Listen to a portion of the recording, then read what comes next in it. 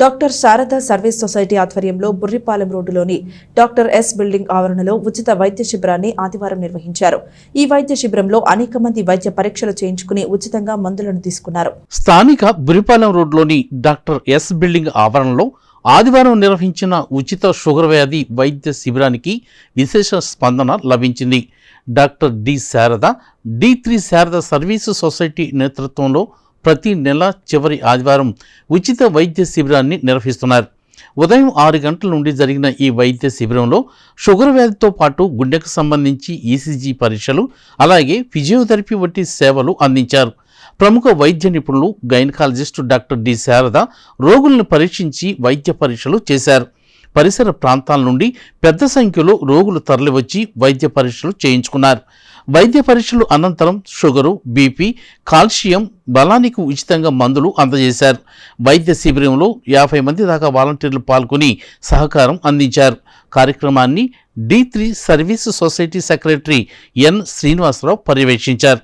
మనం దాదాపు ఒక 10-15 ఏళ్ళుగా కూడా ఎవ్రీ మంత్ షుగర్ క్యాంప్స్ చేస్తున్నాము. అట్లానే ఈ బుర్రిపాలెం ప్రాంగణం ప్రత్యేకించి ఈ ఉచిత ఆరోగ్య సేవలకు అలాగే ప్రివెంటివ్ హెల్త్ కేర్ అనేది ఇవ్వటానికి ఈ ప్రాంగణంలో ఆరంభించుకుని ప్రతి నెల కూడా ఆఖరి ఆదివారం ఇవ్వటం జరుగుతుంది.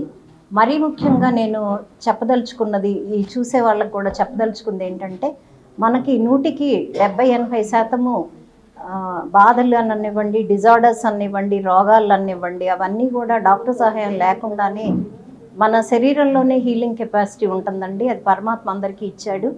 అలాగే దాన్ని ఎలా మనం తెచ్చుకోవాలి, మనలో నిద్రపోతున్న దాన్ని ఎలా తెచ్చుకోవాలి అని అంటే, ఇమ్యూనిటీని పెంచుకోవటం ఎలాగనంటే, కరోనా అప్పుడు మనందరం ఎలా చేసాము అట్లాంటివన్నీ గుర్తు రావాలి. అలాగే ఎవరికి హార్ట్ స్ట్రోక్ వచ్చేదానికి కూడా అవకాశం ఉండదు మనం ఎర్లీగా ఈ జాగ్రత్తలు తీసుకుంటే. అలాగే ఇక్కడ వచ్చిన వాళ్ళందరినీ కూడా మరి వీళ్ళు పరిశీలించి అడిగితే వాళ్ళు చెప్పింది కూడా ఇదే.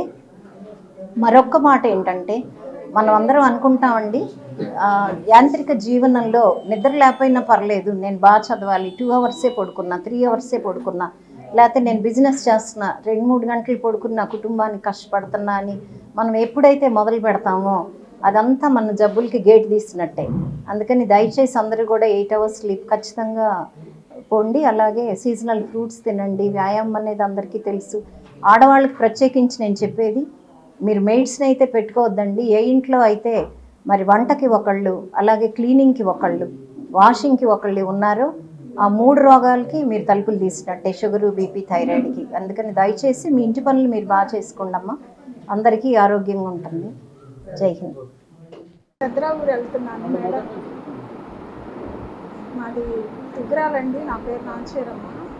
నేను ఎన్ఆర్ఐలో చూపించుకున్నాను. అయితే నాకు ఆపరేషన్ చేయాలని చెప్పారు. స్కానింగ్ తీసి ఆ రిపోర్ట్లన్నీ తీసుకుని మేడం గారి దగ్గరికి వచ్చాను.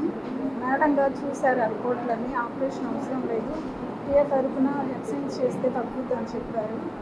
నేను ఏమూరు పెద్దరావూరు వెళ్ళమన్నారు. పెద్దరావూరు 10 రోజులు మట్టి వెళ్తున్నాను. మరి అక్కడికి వెళ్ళిన తర్వాత నాకు కొంచెం తగ్గుతుంది, ఇంకా పూర్తిగా తగ్గిద్దనే విశ్వాసంతో